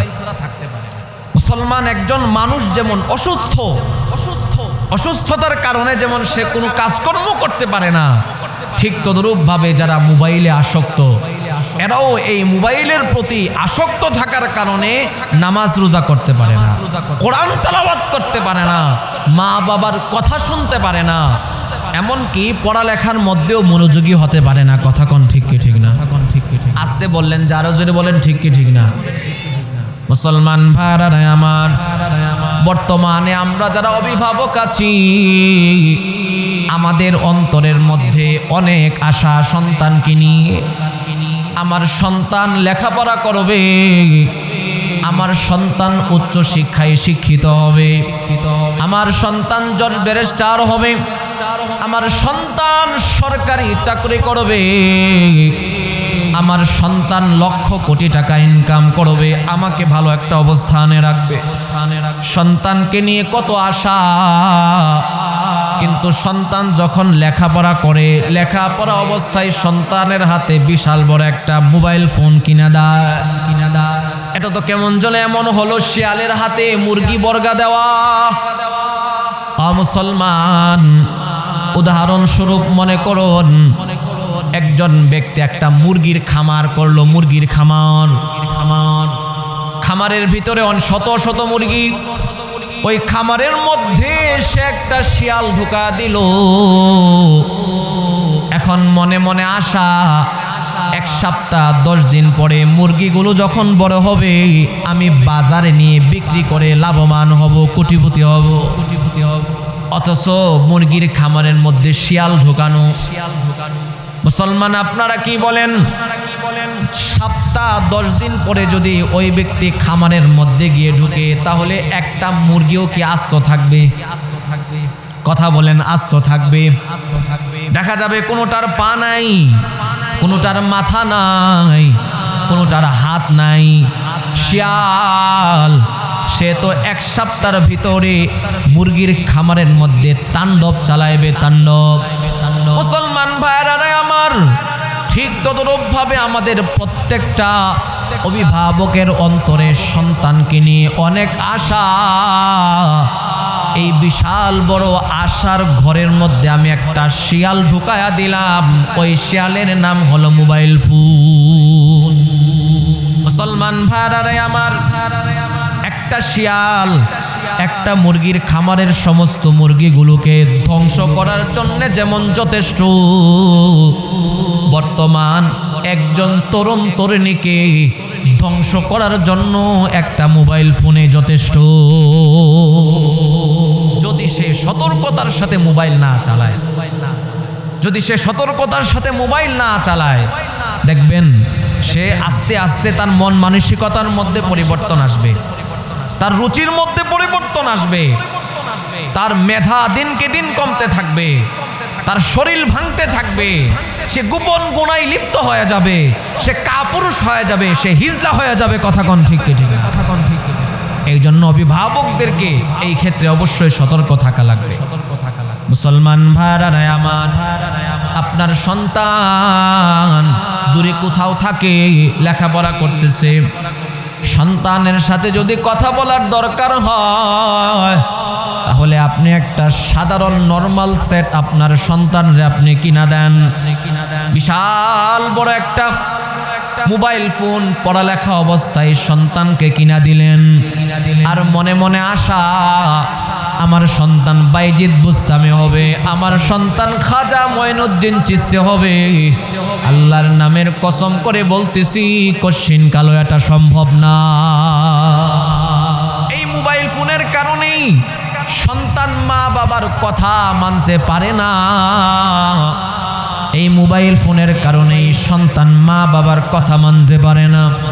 মা ভাত রেডি করে সন্তানকে ডাকতে থাকে, বাবা ভাত খাইতে আসো, ভাত খাইতে আসো। মা ডাকতে ডাকতে বিরক্ত হয় না, অভদ্র সন্তান মায়ের ডাক শুনতে শুনতে বিরক্ত হয়ে যায়। এক পর্যায়ে ধমক দিয়ে বলে, এত কথা বলবা না, দেখো না আমি মোবাইল চালাইতেছি, গুরুত্বপূর্ণ একটা কাজে আমি ব্যস্ত আছি, আস্তে কথা বলো, আস্তে কথা বলো। এই যে মায়ের কথা শুনলো না, মাকে ধমক দিল। যেই সন্তান মাকে ধমক দেয়, ওই সন্তান আল্লাহর কাছে প্রিয় সন্তান হতে পারে না। শরীয়ত কি বলে দেখেন, কোন সন্তান যদি নফল নামাজের মধ্যে দাঁড়ায়া যায়, মা জানে না আমার সন্তান নামাজে দাঁড়িয়েছে, মা সন্তানকে ডাক দিল, বাবা এদিকে আসো। ইসলাম বলে নফল নামাজ ছেড়ে মায়ের ডাকে সাড়া দেওয়া সন্তান তোমার কর্তব্য। মুসলমান ভাইরা আমার, যেই সন্তানের প্রতি তার মা বাবা অসন্তুষ্ট, যেই সন্তানের প্রতি তার মা বাবা অসন্তুষ্ট, ওই সন্তান দুনিয়া এবং আখিরাত কোনো জগতেই কল্যাণ হাসিল করতে পারে না। মুসলমান ভাইরা আমার, এই মোবাইলের কারণে সন্তান মা বাবাকে ধমক দিয়ে পর্যন্ত বসে। আল্লাহ পাক বলেন, ওয়ালা তানহারুহুমা, সাবধান করে বলে দিচ্ছি রে সন্তান, মা বাবাকে ধমক দিয়ে কথা বলবি না। ওয়ালা তাকুল্লাহুমা উফ, মা বাবার কোনো আচরণে তোমার জবান থেকে যেন উফ শব্দটাও বের না হয়। ওয়াকুল্লাহুমা কাওলান কারীমা, ওয়াকুল্লাহুমা কাওলান সাদীদা। আল্লাহ রাব্বুল আলামিন বলেন, সন্তান তুমি তোমার মায়ের সাথে নম্র ভাষায়, সুন্দর ভাষায় আচরণ করো। এই যে এই রকম সন্তান কি বর্তমানে পাওয়া যাবে? কথা বলেন, বর্তমানে পাওয়া যাবে? পাওয়া যাবে না কেন? এর জন্য আমরা যারা অভিভাবক আছি আমরাই দায়ী। আমরাই তো আমাদের সন্তানকে কোরআন শিখাই না। এগুলো তো কোরআনের মধ্যে আছে। একজন সন্তান সে কিভাবে তার বাবা মায়ের সাথে আচরণ করবে, তার পাড়া প্রতিবেশীর সাথে কিভাবে আচরণ করবে, তার বন্ধু বান্ধবদের সাথে কিভাবে আচরণ করবে, সব কিছু আল্লাহ রাব্বুল আলামিন কোরআনের মধ্যে দিয়েছেন। আজকে আমরা আমাদের সন্তানদেরকে সহি শুদ্ধভাবে কোরআন না শেখানোর কারণে, কোরআনের অর্থ আমাদের সন্তান না বোঝার কারণে আজকে আমাদের সন্তান আমাদের বিরুদ্ধাচরণ করে। কথা কোন ঠিক কি ঠিক না? মুসলমান বারারে আমার, বলতেছিলাম গুনাহ থেকে বাঁচার জন্য এক নাম্বার শর্ত হলো হিম্মত লাগবে, আমি গুনাহ করব না। দুই নাম্বার শর্ত হলো আসবাবে গুনাহ, গুনাহের যেই উপকরণগুলো আছে সমস্ত গুনাহের উপকরণ থেকে নিজেকে হেফাজত করা। গুনাহের একটা আসবাব হলো, উপকরণ হলো নারীদের বেপর্দা। যদি রাস্তাঘাটে নারীরা বেপর্দায় চলাফেরা করে তাহলে মনে রাখবেন সমাজের যুবকরা কশ্চিনকালেও ভালো হবে না।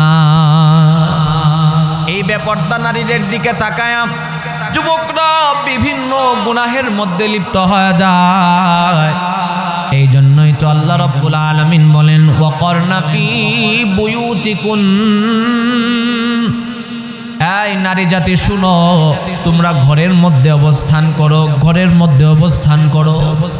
ওয়ালা তাবাররাজনা তাবাররুজাল জাহিলিয়াতিল উলা, জাহিলিয়াতের যুগে নারীরা যেমন বেপরদায় চলাফেরা করত, তাদের রূপ আর সৌন্দর্য মানুষের সামনে দেখায়া বেড়াইতো, ওই রকম তোমরা তোমাদের রূপ লাবণ্য মানুষের সামনে দেখায়া বেড়াইবে না। আল্লাহ পাক বলেন ওয়ালা তাখদানা বিল কওল, এমনকি নারী জাতি সে তার কণ্ঠের ব্যাপারেও সতর্ক থাকবে। ফায়াতমা আল্লাযী ফি কলবিহি মারাদু ওয়া কুলনা কওলাম মারুফা।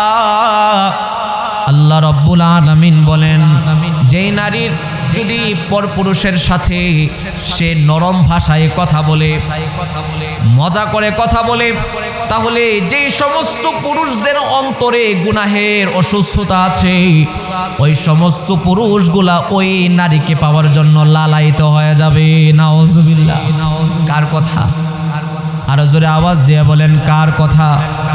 মুসলমান ভাইরা আমার, প্রধানমন্ত্রী যদি আমার আপনার ভালোর কথা চিন্তা করে একটা আইন করে, আমি আপনি যদি ওই আইনকে অমান্য করি অবশ্যই আমাদেরকে শাস্তি ভোগ করতে হবে। আল্লাহ রাব্বুল আলামিন মুসলমানদের ভালোর কথা চিন্তা করে আইন করেছেন, নারী তুমি পর্দা, যদি ঘর থেকে বের হতেই হয় ঢিলা ঢালা পোশাক পরে তুমি ঘর থেকে বের হইবা, তোমার রূপ লাবণ্য মানুষদের সামনে দেখায়া বেড়াইবা না। এই কথাগুলো যদি আমরা মানি এর মধ্যেই কল্যাণ। মুসলমান ভাইরা আমার, কোনো নারী যদি কোনো পুরুষের সাথে, বেগানা পুরুষের সাথে কথা বলতেই হয়, 3 পদ্ধতিতে একজন নারী বেগানা পুরুষের সাথে কথা বলতে পারবে 3 শর্তের মাধ্যমে। 1 নাম্বার শর্ত হলো নারী সে অবশ্যই পর্দার সাথে থাকতে হবে। 2 নাম্বার শর্ত নারী সে কোমল ভাষায় কথা বলতে পারবে না, কর্কশ ভাষায় কথা বলতে হবে। 3 নাম্বার শর্ত প্রয়োজন মুআফিক কথা বলতে হবে। 2টা কথা বললে যদি হয় ওই জায়গায় 4টা কথা বলা সম্পূর্ণ নিষেধ। এই 3 শর্তে যদি কোনো নারী চায় প্রয়োজনে পুরুষের সাথে, বেগানা পুরুষের সাথে কথা বলা তার জন্য জায়েজ। মুসলমান ভাইরা আমার, পর্দার গুরুত্ব অপরিসীম। কিতাবের মধ্যে আসছে এক অন্ধ ব্যক্তি রাস্তা দিয়ে রাতের বেলায় চেরাগ হাতে নিয়ে, বাতি হাতে নিয়ে যাইতেছে। এলাকার মানুষ জিজ্ঞাসা করতেছে, তুমি তো রাতের বেলায় দেখো না, তাহলে হাতের মধ্যে বাতি নিয়ে হাঁটতেছো কেন? আমি যে আমার হাতে বাতি নিয়ে হাঁটতেছি এখানেও আমার স্বার্থ আছে, কারণ আমি রাস্তা দেখি না ঠিক আছে, কিন্তু আমি অন্ধ মানুষ। অপর পাশ থেকে একজন মানুষ যদি আমার সাথে এসে ধাক্কা লাগে তাহলে আমিও ক্ষতিগ্রস্ত হব, সেও ক্ষতিগ্রস্ত হবে, আর আমি অন্ধ থাকার কারণে আমি একটু বেশি ক্ষতিগ্রস্ত হব। রাখবেন আমাদের মা বোনরা তারা পর্দা করবে তাদের ইজ্জত হেফাজতের জন্য, তাদের সতীত্ব হেফাজতের জন্য। মা বোনরা পর্দা করবে রাস্তাঘাটের বিভিন্ন বিপদ মুসিবত থেকে বাঁচার জন্য। বর্তমানে সবচাইতে বেশি নির্যাতনের শিকার হচ্ছে আমাদের মা বোনরা। কত মা বোনদের গলা কাটা লাশ পাওয়া যায়, কত মা বোনদেরকে দৈনন্দিন ধর্ষণের শিকার হতে হচ্ছে। কত মা বোন গুম হয়ে যায়, খুঁজে পাওয়া যায় না। এরপরে ওই যে বিভিন্ন জায়গায় অপকর্ম করা হয়, সেখানে তাদেরকে বেঁচে দেওয়া হয়। আমাদের মা বোনরা যদি তারা পর্দা করত, তাহলে এই দেশ থেকে 90 থেকে 95% ধর্ষণ বন্ধ হয়ে যাইত। কথা কোন ঠিক কি ঠিক না?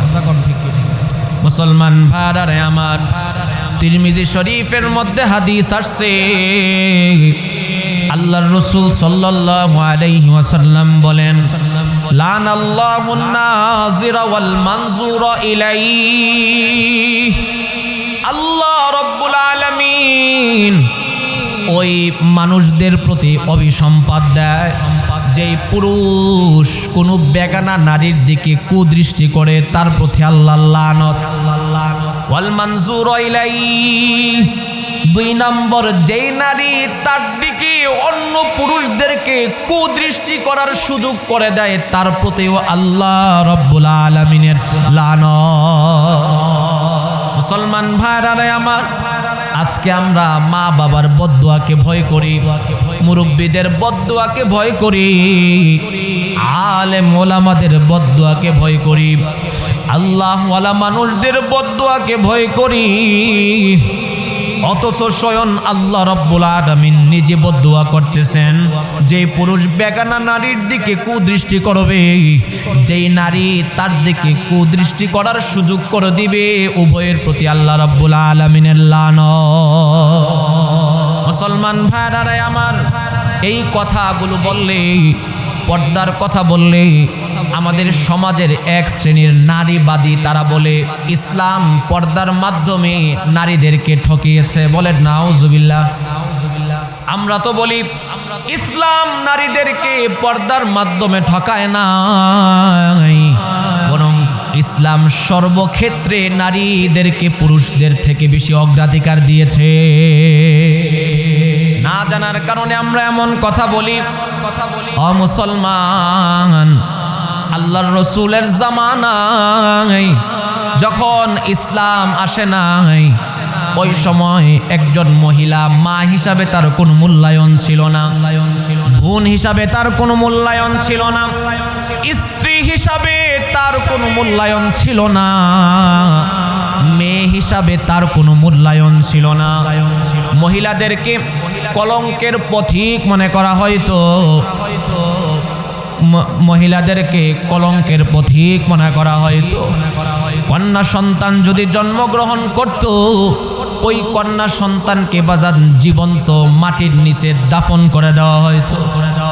আল্লাহর রাসূল আসছেন, আল্লাহ রাব্বুল আলামিন রাসূলের প্রতি কোরআন নাজিল করেছেন। আল্লাহর রাসূল তিনি উম্মতদেরকে ঘোষণা দিয়েছেন, আয় উম্মত শুনো, যদি কাহারো 2টা মেয়ে থাকে, যদি কারো 2টা কন্যা সন্তান থাকে, আর ওই 2টা কন্যা সন্তানকে যদি সে সঠিকভাবে লালন পালন করে, দিন শিখায়, উপযুক্ত পাত্রের হাতে উঠায়া দেয়, আল্লাহর রাসূল বলেন আল্লাহ রাব্বুল আলামিন তার জন্য জান্নাত অবধারিত করে দেয়। ইসলাম একজন মেয়েকে তার অধিকার নিশ্চিত করেছেন। মুসলমান একজন বোনের অধিকার নিশ্চিত করেছে ইসলাম। তিরমিজি শরীফের মধ্যে হাদিস আসছে, আল্লাহর রাসূল সাল্লাল্লাহু আলাইহি ওয়াসাল্লাম বলেন, মান কানা লাহু উখতান, কোন ব্যক্তির যদি 2টা বোন থাকে, কোন ভাইয়ের যদি 2টা বোন থাকে, আর ওই 2টা বোনকে সে সুন্দরভাবে লালন পালন করে, পিতার অনুপস্থিতিতে সে যদি অভিভাবকত্বের দায়িত্ব পালন করে, উপযুক্ত পাত্রের হাতে উঠায়া দেয়, এই বোন যদি তার ভাইয়ের প্রতি সন্তুষ্ট থাকে, আল্লাহর রাসূল বলেন 2টা আঙ্গুল যত কাছাকাছি, আমি রাসূল আর ওই ভাই জান্নাতের মধ্যে তত কাছাকাছি থাকবো। বর্তমানে তো বোনদের অধিকার বোনদেরকে দেওয়া হয় না। বাবা মারা গিয়েছে সেই 10 বছর হলো, এখনো পর্যন্ত বোনদের অধিকার বোনদেরকে দেওয়া হয় নাই, বোনদের হক বোনদেরকে দেওয়া হয় নাই। অথচ হাজী সাহেব প্রথম কাতারের মুসল্লি, মুসলমান মনে রাখবেন, হাজি হওয়া এক কথা, নামাজি হওয়া এক কথা, আর সম্পদের লোভ সামলানো ভিন্ন কথা। কথাকে ঠিক বললাম না বে ঠিক বললাম? আপনি সন্তান, আপনার বাবার যেমন হক আপনার উপরে আছে, আপনার বোন সেও তো তার বাবার মেয়ে, সেই হিসাবে ইসলাম তাকে যে অধিকার দিয়েছেন, আপনি কে সেই অধিকার থেকে বঞ্চিত করা? বর্তমানে বোনরা যদি তাদের হক নিতে চায়, ভাইরা ধমক দিয়ে বলে, এই শোনো, মনে হয় আর বাবার বাড়িতে আসার দরকার নাই। যদি সম্পদ নিতে চাও আর কখনো বাবার বাড়িতে আসতে পারবে না, ধমক দেয়, ভয় দেখায়। এইরকম মন মানসিকতা থেকে আমাদেরকে বের হয়ে আসতে হবে। আল্লাহ পাক আমাদের সকলকে মানুষ বানায়া দেন, বলেন আমিন। মুসলমান ভাইরা আমার, একজন বোনের অধিকার নিশ্চিত করেছে ইসলাম, একজন স্ত্রীর অধিকার নিশ্চিত করেছে ইসলাম।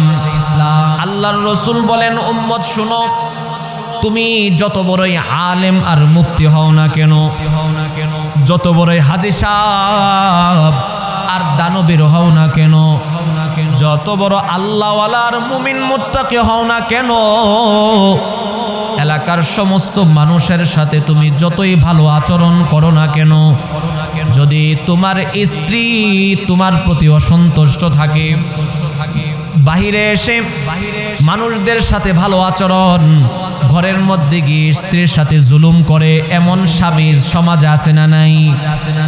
আল্লাহর রাসূল বলেন, যেই স্বামী তার স্ত্রীর প্রতি জুলুম করে, এর চাইতে বড় জালেম পৃথিবীতে আর কেউ না। মুসলমান ভাইরা আমার, আল্লাহর রাসূল বলেন, খিয়ারুকুম খিয়ারুকুম লিনিসাইকুম। আল্লাহর রাসূল বলেন, এই স্বামী তুমি শোনো, একজন স্বামী সে যদি দুনিয়া থেকে বিদায় নেয়, এলাকার সমস্ত মানুষ যদি বলে এই মানুষটা বড় খারাপ ছিল, সকলের সাথে বড় খারাপ আচরণ করত, আর যদি স্ত্রী বলে না আমার স্বামী বড় ভালো মানুষ ছিল, আমার স্বামী বড় মুত্তাকি ছিল, আল্লাহর রাসূল বলেন, সারা এলাকার মানুষ যদি তোমারে খারাপ বলে আর তোমার স্ত্রী যদি তোমাকে ভালো বলে, তাহলে আল্লাহর আদালতে তুমি ভালো হিসাবে বিবেচিত হইবা। তোমার স্ত্রী যদি বলে স্বামী তুমি ভালো, তাহলেই ভালো। স্ত্রী যদি বলে স্বামী তুমি খারাপ, আল্লাহর আদালতে স্বামী তুমি খারাপ, তাহলে স্ত্রীর অধিকার নিশ্চিত করেছে ইসলাম। স্ত্রীর অধিকার নিশ্চিত, মায়ের অধিকার নিশ্চিত করেছে ইসলাম। হযরতে আবু হুরায়রা রাদিয়াল্লাহু তাআলা আনহু আল্লাহর রাসূলকে বললেন, ইয়া রাসূলুল্লাহ, আমি কার খেদমত করব, কার সেবা করব? আল্লাহর রাসূল বললেন, উম্মাক তোমার মায়ের। আবার প্রশ্ন করলেন, আমি কার খেদমত করব? দ্বিতীয়বারও আল্লাহর রাসূল বললেন, তোমার মায়ের। তৃতীয়বার প্রশ্ন করলেন, এরপরে কার খেদমত করব? আল্লাহর রাসূল বললেন, উম্মাক তোমার মার। তিনবার একই উত্তর দেওয়ার পরে চতুর্থবার হযরতে আবু হুরায়রা রাদিয়াল্লাহু তাআলা আনহু বলতেছেন, ইয়া রাসূলুল্লাহ, এরপরে আমি কার খেদমত করব? আল্লাহর রাসূল চতুর্থবার বাবার কথা বললে। তাহলে ইসলাম একজন নারীকে বাবার চাইতে একজন মাকে 3 গুণ বেশি অধিকার দিয়েছে। আল্লাহর রাসূলের জামানায় এক সাহাবী আল্লাহর রাসূলকে এসে বলতেছেন, ইয়া রাসূলুল্লাহ, আমি আপনার সাথে যুদ্ধের ময়দানে যেতে চাই। আল্লাহর রাসূল বললেন, আলাকা উম্মাক, এই তোমার ঘরে কি তোমার বৃদ্ধ মা আছে? সাহাবী বলেন, বালা ইয়া রাসূলুল্লাহ, ওগো আল্লাহর রাসূল, আমার ঘরে আমার বৃদ্ধ মা আছে। আল্লাহর রাসূল বললেন, আলজিম উম্মাক। আল্লাহু আকবার বলেন। আল্লাহর রাসূল বলেন, আলজিম উম্মাক। এই সাহাবী, তুমি তোমার মায়ের খেদমত করো, তোমার মায়ের খেদমত করো। আমি রাসূল ঘোষণা দিয়ে দিলাম, তুমি আমি রাসূলের সাথে যুদ্ধের ময়দানে গিয়ে যুদ্ধ করলে আল্লাহ রাব্বুল আলামিন যেই পরিমাণ সওয়াব দিত, তুমি বাড়িতে বসে তোমার বৃদ্ধ মায়ের সেবা যত্ন করার কারণে মহান আল্লাহ তোমার আমলনামায় ওই পরিমাণ সওয়াব দিয়া দিবে। মুসলমান ভাইরা আমার, রাসূলের জামানায় এক সাহাবীর মা অসুস্থ, হাঁটতে পারে না, কাঁধের মধ্যে নিয়ে মাকে বাইতুল্লাহ 7 চক্কর লাগাইলেন। 7 চক্কর দিয়ে আল্লাহর রাসূলের কাছে এসে বলতেছেন, ইয়া রাসূলুল্লাহ, আমার মা অসুস্থ, আমার মার আমি খুব সেবা যত্ন করতেছি, এই যে আজকে 7 চক্কর আমার মাকে কাঁধের মধ্যে নিয়ে আমি 7টা চক্কর লাগায়া আপনার সামনে উপস্থিত হয়েছি। ইয়া রাসূলুল্লাহ, আমি কি আমার মায়ের অধিকার হক আদায় করতে পেরেছি? আল্লাহর রাসূল লাগান্বিত হয়ে বললেন, লা বিজরাতুন ওয়াহিদা। এই সাহাবী, তুমি কি বলতেছো? মায়ের একটু সেবা যত্ন করার কারণে মনে করতেছো আমার মায়ের হক তুমি আদায় করে ফেলেছো? আমি আল্লাহর রাসূল বলে দিলাম, এই যে তুমি তোমার মায়ের এত খেদমত করতেছো, তোমার মায়ের এক ফোঁটা বুকের দুধের সমতুল্য এখনো হয় না। আল্লাহর রাসূল বলেন, আল জান্নাতু তাহতা আকদামিল উম্মাহাত।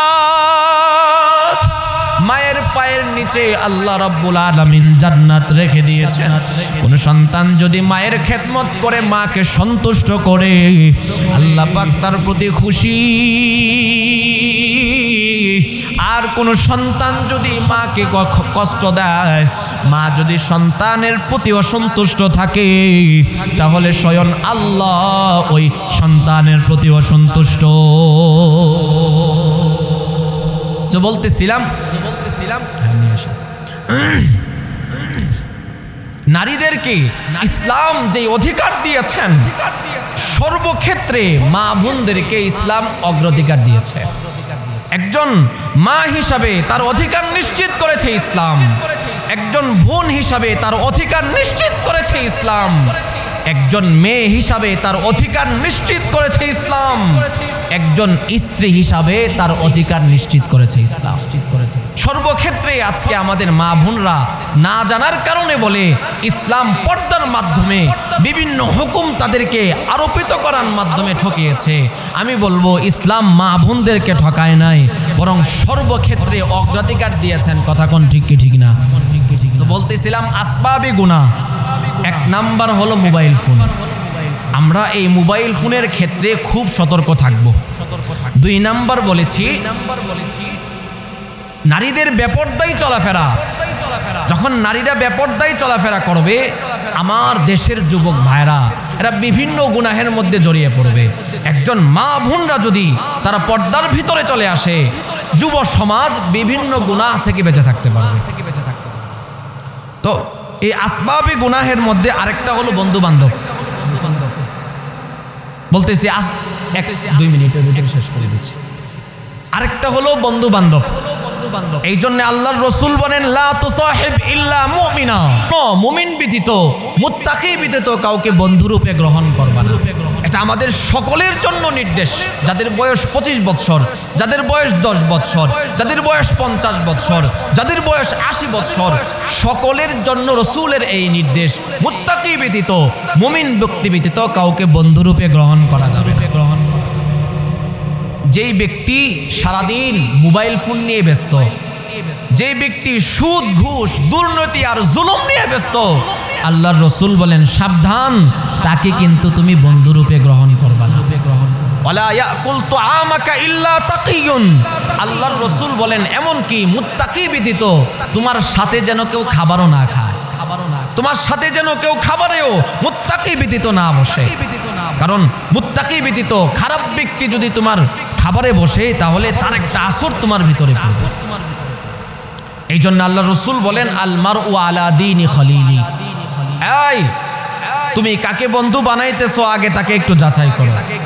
কারণ তোমার বন্ধু যেমন হবে তুমিও তেমন হইবা। বন্ধু যদি সুদখোর আর ঘুষখোর হয়, তাহলে আপনাকেও সুদখোর আর ঘুষখোর হতে মনে চাইবে। বন্ধু যদি বেনামাজি হয় আপনাকেও বেনামাজি হতে মনে চাইবে। বন্ধু যদি আল্লাহওয়ালা হয়, মুমিন মুত্তাকি হয়, মনে রাখবেন আপনারও অন্তরে আল্লাহওয়ালা মুমিন মুত্তাকি হতে মনে চাইবে। এই জন্য আল্লাহর রাসূল বলেন, ফালয়ানজুর আহাদুকুম মাইয়ুখালি। এই দুনিয়ার উম্মত শুনো, তুমি কাকে বন্ধুরূপে গ্রহণ করতেছো আগে তুমি তাকে একটু যাচাই করো। সাহাবায়ে কেরামরা আল্লাহর রাসূল সাল্লাল্লাহু আলাইহি ওয়াসাল্লামের কাছে এসে বললেন, ইয়া রাসূলুল্লাহ, আপনার ইন্তেকালের পরে আমরা কাকে বন্ধুরূপে গ্রহণ করব? কার সোহবত গ্রহণ করব? কার কথা শুনবো? আল্লাহ রাসূল সাল্লাল্লাহু আলাইহি ওয়াসাল্লাম তিনটা গুণের কথা বললেন। কয়টা গুণ? সবাই বলতেছেন না, কয়টা গুণ?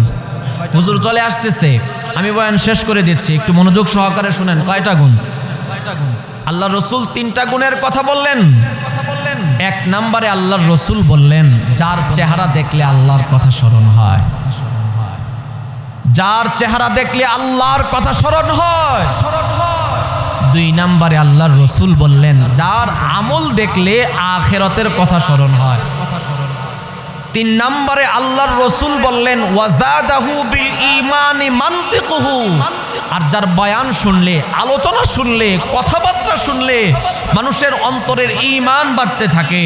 আল্লাহর রাসূল বলেন, এই তিন গুণ যার মধ্যে পাওয়া যাবে তোমরা তাদেরকে বন্ধুরূপে গ্রহণ করো, তোমরা তাদের সোহবতে থাকো।